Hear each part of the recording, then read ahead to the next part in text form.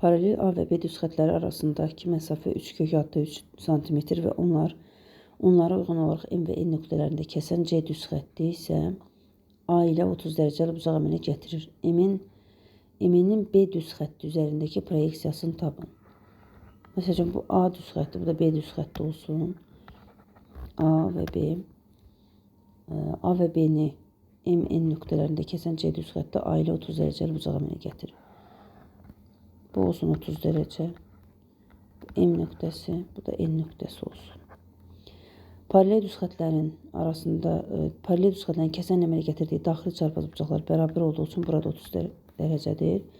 Və bu iki düz xətt arasındakı məsafə deməli 3 kök altı 3'dür. 30 dərəcəli bucağın qarşısındakı katetin xassəsindən istifadə etsək, 30'un qarşısındakı katet 3 kök altı 3'dürsə, deməli M-in düz xəttinin özünün uzunluğu 2 dəfə bundan çoxdur, 6 kök altı 3'dür.